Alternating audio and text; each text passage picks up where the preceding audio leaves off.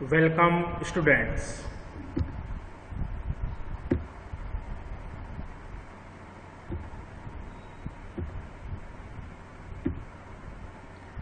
Plant taxonomy terminology के इस part में स्टडी करेंगे एंड्रोसियम के बारे में।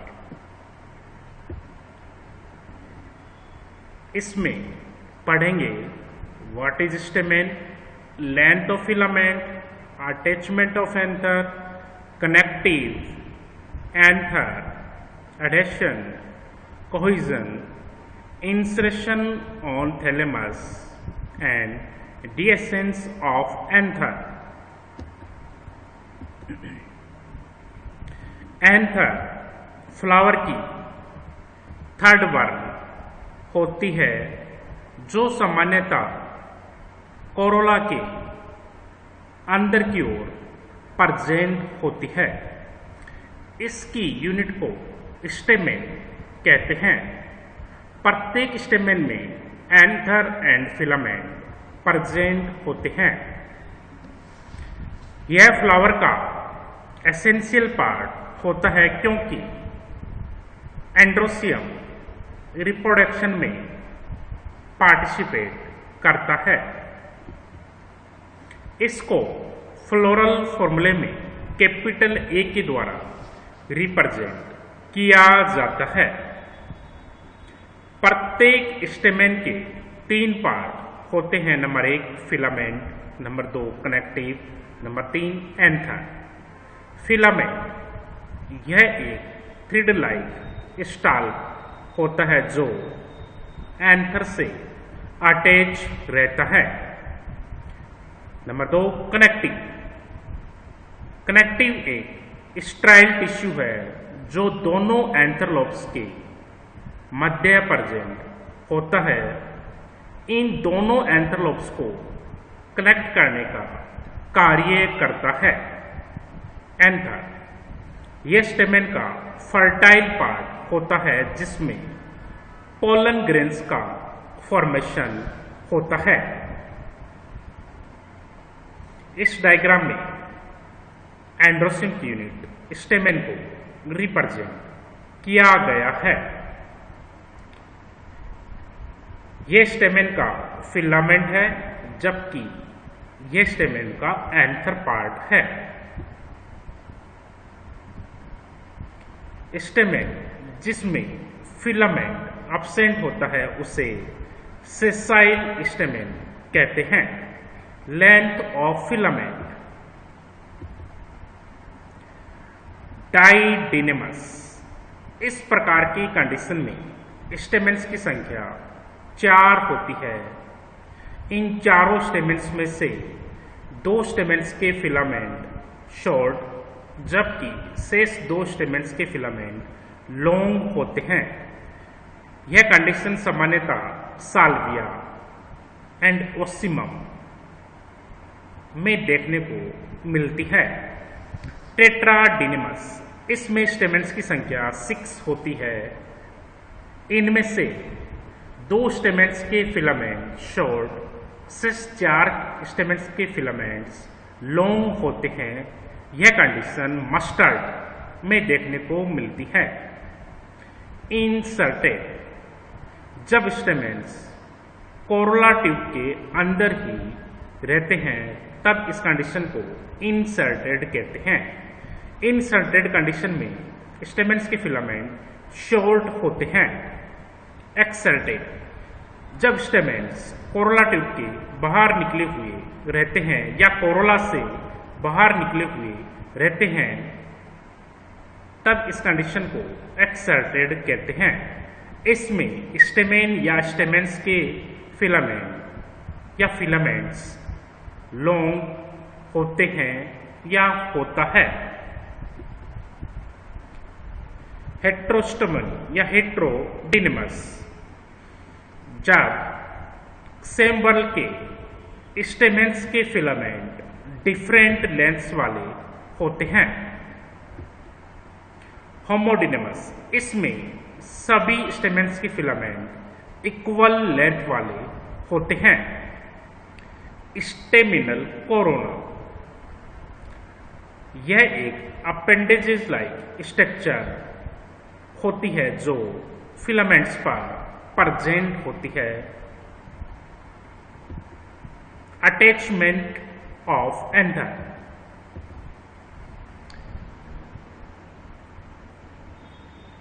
बेसिफिक्स्ड या इनेट, इस प्रकार के अटैचमेंट में फिलामेंट एंथर्स के बेसल पार्ट से जुड़ा हुआ रहता है, जैसे कि इस डायग्राम में दिखाया गया है। डोर्सोफिक्स्ड, जब फिलामेंट एंथर की डोर्सल सरफेस से जुड़ा हुआ रहता है, जैसे कि इस डायग्राम में दिखाया गया है। एडेनेट, इसमें फिलामेंट एंथर की संपूर्ण लंबाई में जुड़ा हुआ रहता है, या इसमें फिलामेंट एंथर के बेस से लेकर टिप तक जुड़ा हुआ रहता है, जैसे कि इस डायग्राम में दिखाया गया है। वर्स्टाइल्स, इस प्रकार के अटैचमेंट में फिलामेंट एंथर की डोर्सल सरफेस से ही जुड़ा हुआ रहता है, लेकिन यह डोर्सल सरफेस पर माइन्यूटली अटैच रहता है, जिसके कारण एंथर फिलामेंट पर स्विंग कर सकता है। इस प्रकार का अटैचमेंट ग्रेमिनी या पोएसी फैमिली के मेंबर्स में देखने को मिलता है, जैसे कि इस डायग्राम में दिखाया गया है। कनेक्टिव,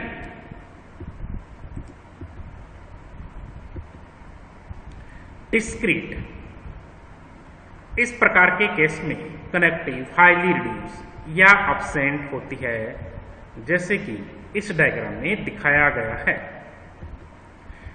डाइवेरिकेट, जब कनेक्टिव कुछ लंबी हो जाती है, तब एंथर की दोनों लॉब्स एक दूसरे से अलग हो जाती हैं, जैसे कि इस डायग्राम में दिखाया गया है।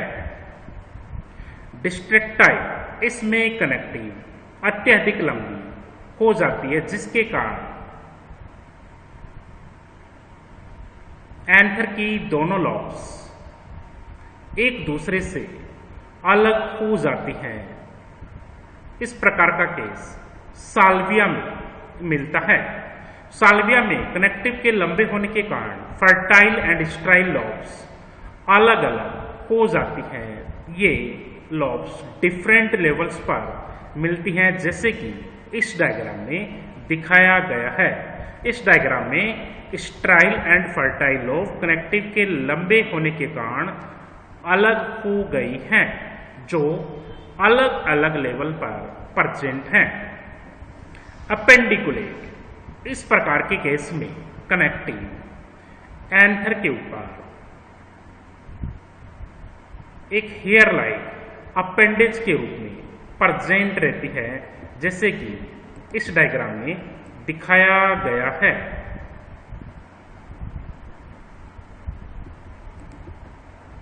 एंथर,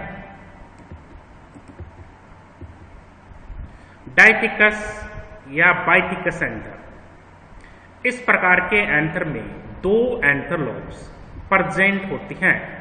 प्रत्येक एंथर लॉब में दो पोलन सेक या पोलन चैम्बर्स या माइक्रोस्पोरेंजिया होती हैं। इस प्रकार कुल 4 पोलन सेक्स या पोलन चैम्बर्स या माइक्रोस्पोरेंजिया होती हैं। इस प्रकार का एंथर जिसमें 2 लोब्स एंड 4 पोलन चैम्बर्स या माइक्रोस्पोरेंजिया मिलती हैं, ऐसे एंथर को डाइथिकस एंथर कहा जाता है।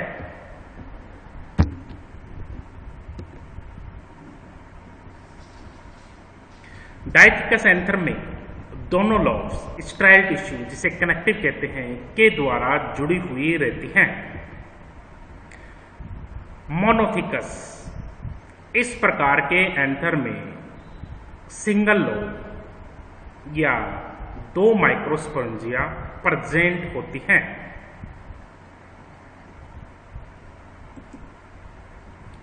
फ्लोरल डायग्राम में डाइथिकस एंथर को निम्न प्रकार से रिप्रेजेंट किया जाता है।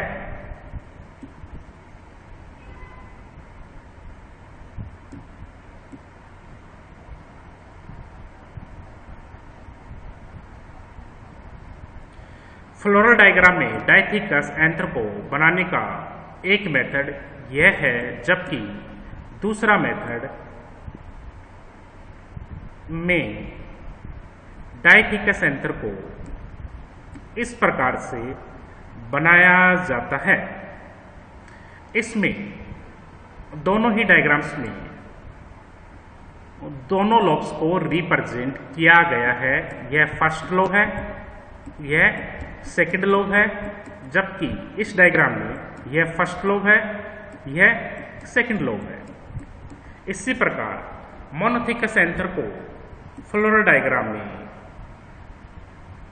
इस प्रकार से रिप्रेजेंट किया जाता है। इसमें केवल सिंगल लोब प्रेजेंट है, जिसमें दो पोलन सेक्स या चैम्बर्स या माइक्रोस्पोरेंजिया प्रेजेंट हैं।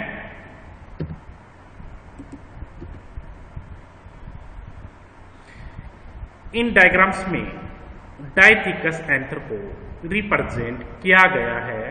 फर्स्ट डायग्राम में दो एंथर लोब्स को दिखाया गया है, जबकि दूसरे डायग्राम्स में इसके टीएस को दिखाया गया है, जिसमें 4 पोलन चैम्बर्स या सेक्स या माइक्रोस्पोरेंजिया को दिखाया गया है।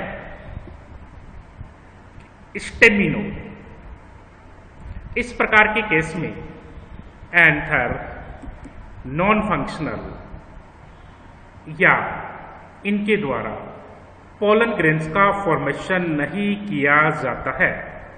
तब इस प्रकार के एंथर या स्टेमेंस को स्टेमिनोड कहते हैं। इनको फ्लोरल डायग्राम में डार्क सर्किल के द्वारा रिप्रेजेंट किया जाता है।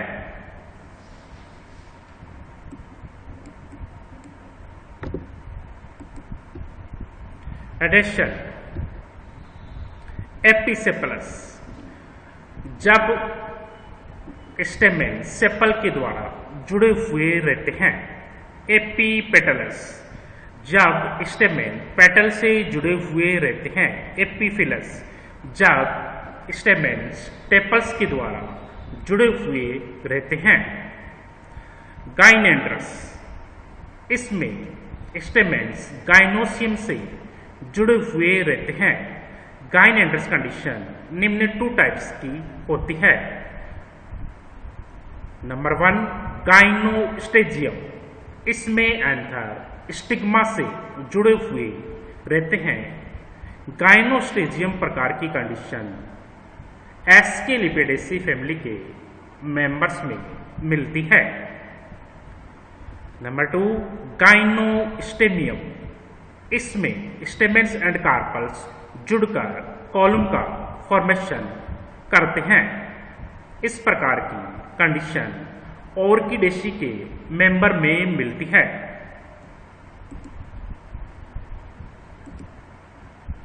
सामान्यतः अधिकांश फैमिली में एपीपेटलस कंडीशन मिलती है। इसको फ्लोरल फॉर्मूले में कैपिटल C कैपिटल A के ऊपर आर्क के द्वारा रिप्रेजेंट किया जाता है। इसी प्रकार फ्लोरल फॉर्मूले में गाइनेंड्रस कंडीशन को कैपिटल A कैपिटल G के ऊपर आर्क के द्वारा रिप्रेजेंट किया जाता है।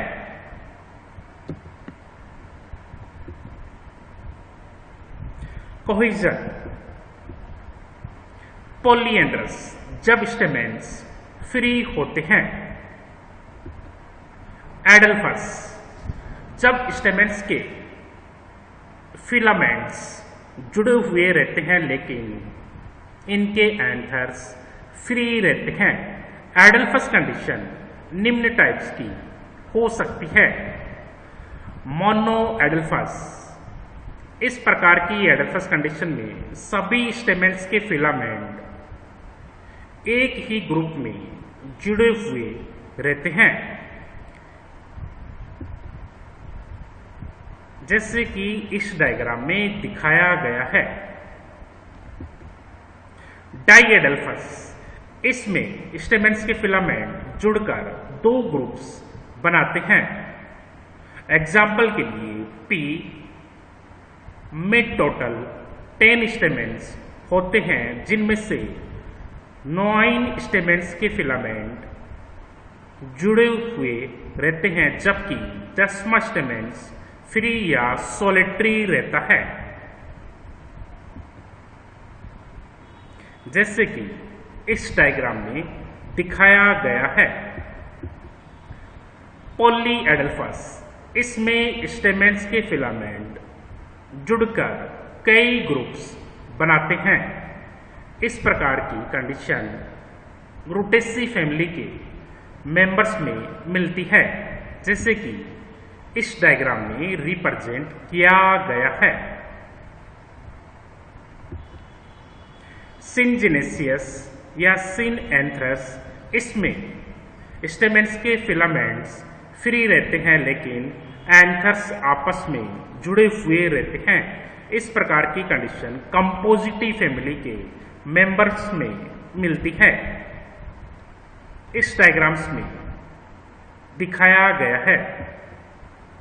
सिनएंड्रस, इसमें स्टेमेंस फिलामेंट्स एंड एंथर्स के द्वारा संपूर्ण लंबाई में जुड़े हुए रहते हैं। इस प्रकार की कंडीशन कुकुरबिटेसी के मेंबर्स में मिलती है। जैसे कि इस डायग्राम में दिखाया गया है। फ्लोरल फॉर्मूले में स्टेमेंस के जुड़ने को या फ्री रहने को निम्न प्रकार से रिप्रेजेंट किया जाता है। पॉलीएंड्रस, यदि स्टेमेंस की संख्या 5 है, तब इसे फ्लोरल फॉर्मूले में कैपिटल ए 5 विदाउट ब्रैकेट्स के द्वारा रिप्रेजेंट किया जाता है।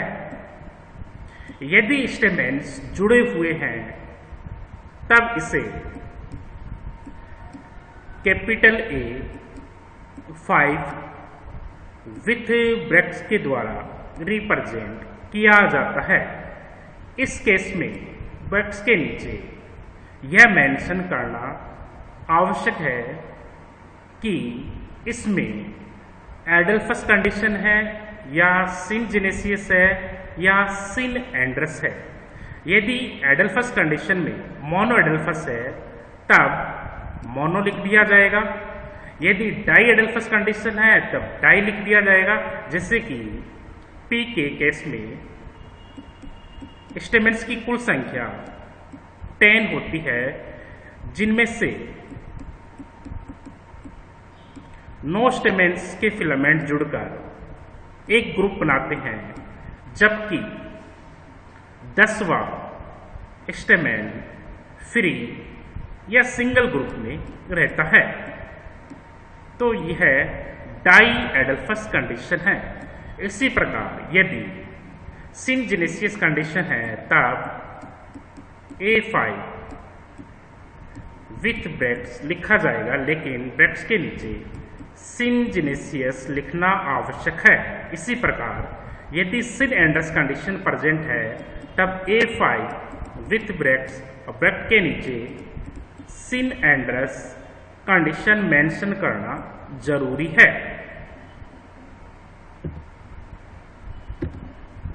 इंसर्शन ऑन थैलेमस,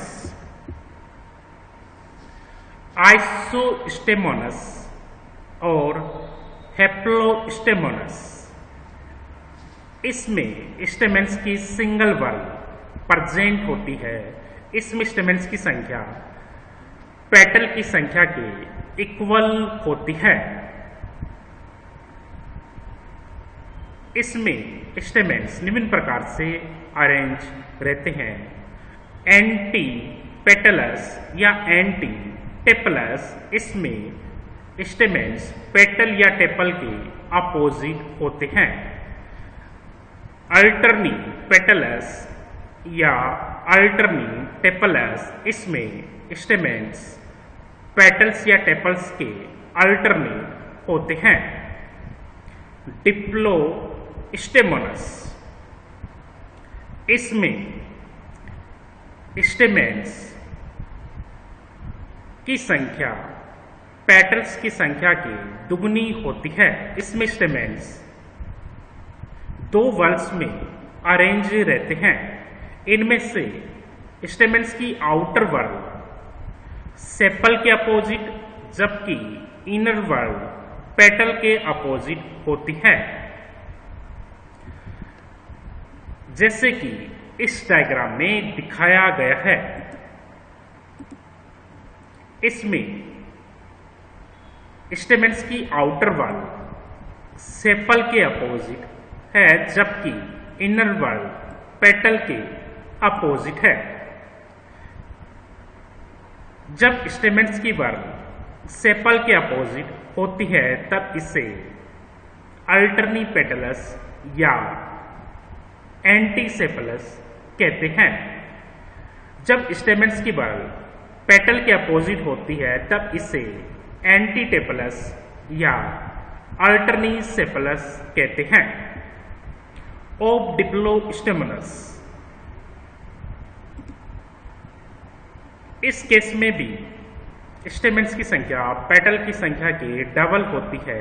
इसमें भी स्टेमेंस दो वल्स में अरेंज रहते हैं, लेकिन इसमें आउटर वर्ल पेटल के अपोजिट, जबकि इनर वर्ल सेपल के अपोजिट होती है, जैसे कि इस डायग्राम में दिखाया गया है।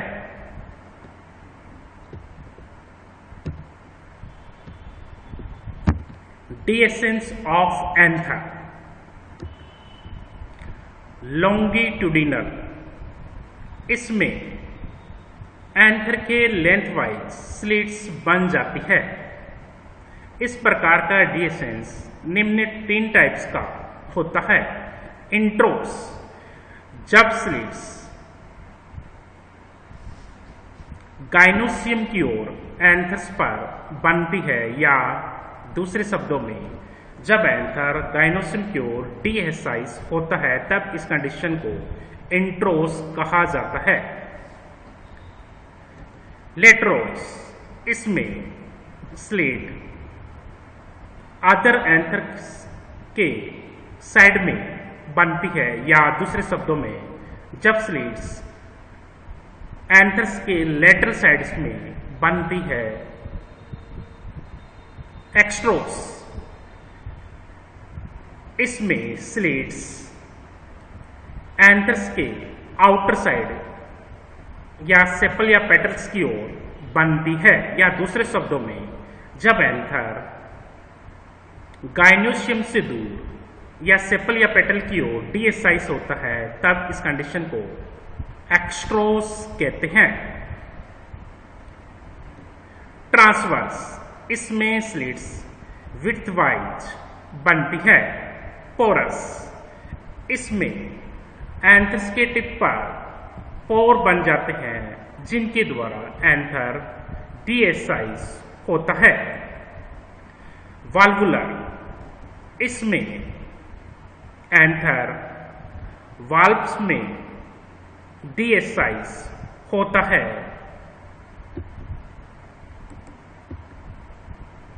इस प्रकार टैक्सोनॉमी टर्मिनोलॉजी के आज के टॉपिक में एंथर के बारे में जाना।